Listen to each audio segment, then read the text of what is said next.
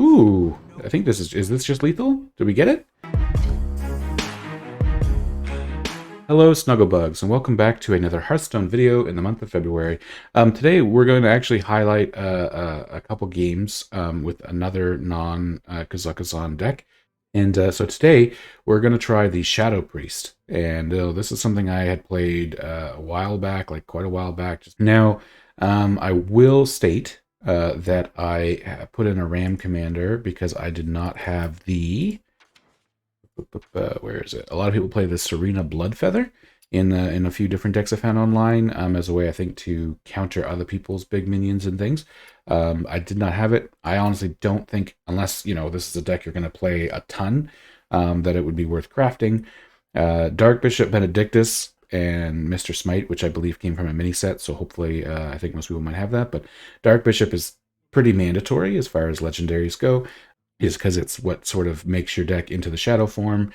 The Man Crick, again, I also believe was a free thing from a battle pass a while ago. I'm not sure if people can go back and get it. Sorry, I'm not, you know, I've been playing for a while. So, and then the Jack Hexen I just pulled from a pack after I finished playing the Quest Priest's Road to Legendary. So this is the deck. The main purpose, like I mentioned, is to be aggressive. So you start with in shadow form, which is a hero power set of healing for 2. You can target things and deal 2 damage, and then you get out a bunch of cheap minions, peasants to draw cards, void touch attendant, that makes it so every single source of damage does an additional one. I think was overlooked for a little bit when it first came out, but when you get 4 or 5 minions with like 1 attack or 2 attack, and then you start hitting face for 10 instead of 5, it adds up really fast. Excuse me, really fast. So I guess without further ado, let's hop into the first game and see how we can do. You know what? I'll keep it. Void Touched Attendant, and then leads into my Defias Leper to start hitting face for like 7 damage on turn 2. Should that be 7 actually? 3, 5, be 8 on turn 2. If it sticks, of course. Which, since this is likely a ramp Druid, unless they're playing the Lunar Eclipse drawing that early, it's kind of rough. Unless they drew like a couple Lunar Eclipses, if they're even playing those, I don't think they'll have a good early answer. Now, they may hero power this down. I think right now a really good top deck would be obviously one of my 1-drops. Iron Deep Trog, I think, would be really good against this ramp Druid, because they're gonna just, their deck is all spells, I think, except for maybe 1 or 2 minions. So Trog, ooh, another high cost spell. Okay, that's all right. We still technically did 8 to them already by turn 2. That's a lot of pressure, and again, they're gonna want to ramp, and then we could just hit them for another 6. Could, in theory, hit them for 9. Oh, they're gonna, okay. I mean, they need to, I guess, to try to start taking this out. Let's see. Ooh, another 4-drop. I think since I have so many things, I don't really care about discovering the other spells in my deck, so let's just go here. Let's see. Oh, they have Bog Beam. Okay. They did need to do that. So this is why I'm playing Ram Commander. So I did replace a card in my deck with Ram Commander. Technically, I'd rather him obviously be out with the Void Touch Attendant, but I figured it's a good card that just kind of fills my hand with small... Okay, that heals them a little and does start their ramp. But honestly, overall, I think this just gives me a good turn to play the 5-6 and keep the pressure going. Or the board pressure.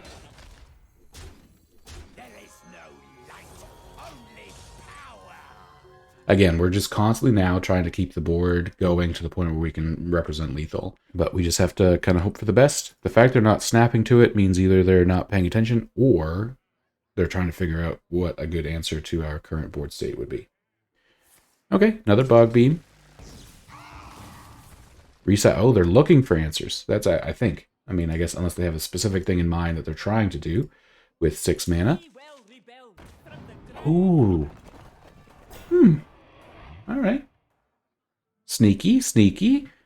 We can steal one of those. We can hit the other. Oh, Iron Bar. Okay, well, if we do steal one, then we're stealing that big guy, right? Uh-huh. And And we'll start to chip down the wall here. So because they use both bog beams, I believe they should not have any more direct answers to my Najak. That's his name, right? Yeah, Najak. So keeping this 5-5 now on my side. That's is that just them surrendering? They wanted to show me that they have their Kazakhstan, right? Because they use, other than, I guess they have one Iron Bark left, but even Iron Bark 1, 2 hits the 8, 10 or whatever it would be. Yeah, there's no, I don't think. I think I can get through this, right? Let's see. Wriggling Horror definitely helps. So we get through this. I didn't die, though. Let's hit this. That.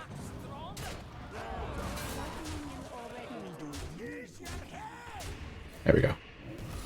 I had a Void Shard as well, and the Guardian Augmentation to do 1 damage if there was other weird math things that had to happen there, but there we go. And that's kind of the trick to the deck is a lot of people are currently playing more late game Kazakhstan decks, and the idea is to just sort of overwhelm them and beat them, say, before they get 8 mana or before they can get their Kazakhstan treasures on the roll.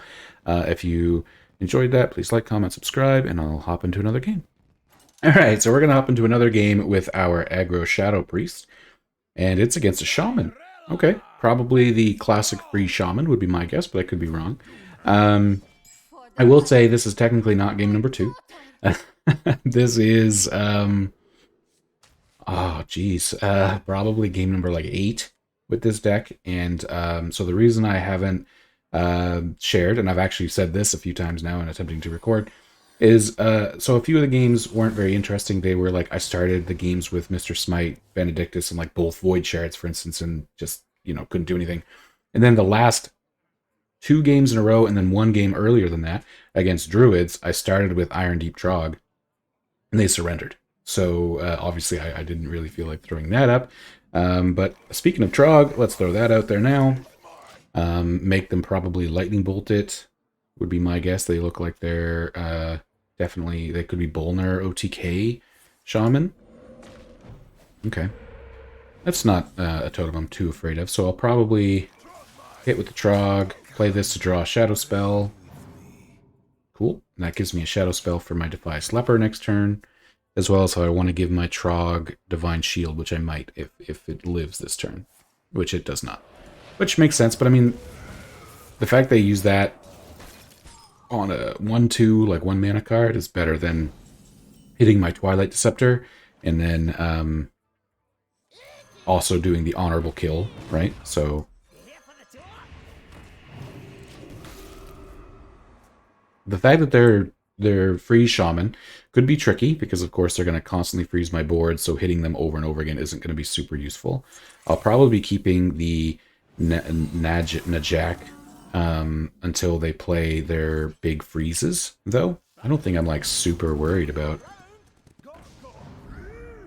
Oh, do I? I don't think so.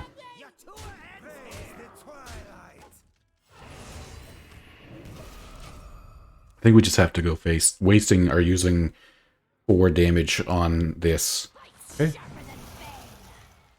So they got some good control tools now, because they can also use this to kill one of my minions. Okay, as I say, as long as it's not taunt. Though I may want to use these to take out their... Oh, they're hitting my face.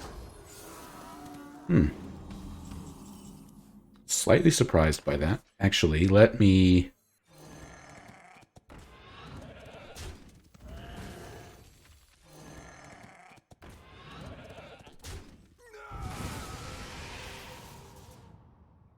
Oh, I should have did that first to guarantee the Trog.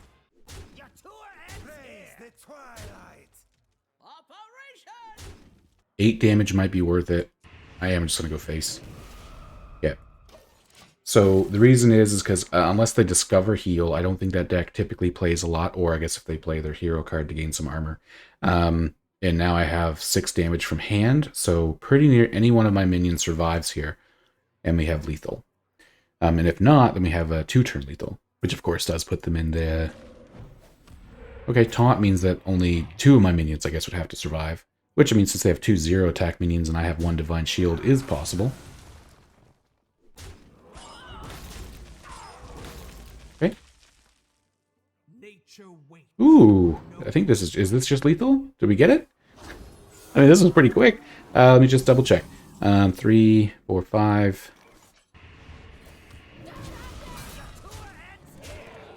Go around to make sure I don't hit a minion by mistake, and there we go. Awesome.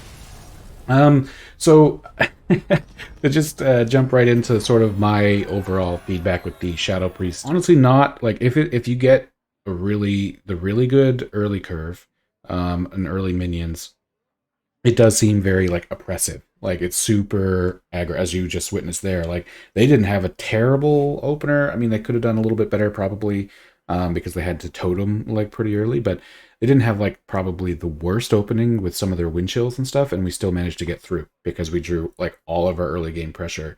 The issue is, as I mentioned earlier, when you play a couple games where, you know, I know luck again is part of it, but if your deck solely is around drawing like the perfect couple games cards early and you don't draw them, pretty much guarantees a loss. To me, I feel like that it's a super swingy deck. I feel like based off of today, my recommendation, unless of course you really enjoy Shadow Priest, if you're gonna play like a really aggressive aggro deck, probably just sadly go with like your Face Hunters or your aggro Beast-y Druid type of decks. They just I feel like they're more consistent. With that said, obviously I don't know if I'll come back to this deck or not, but let me know if you do enjoy seeing it played or if this is a deck you enjoy to play, and I'll see you guys in the next one. Thank you.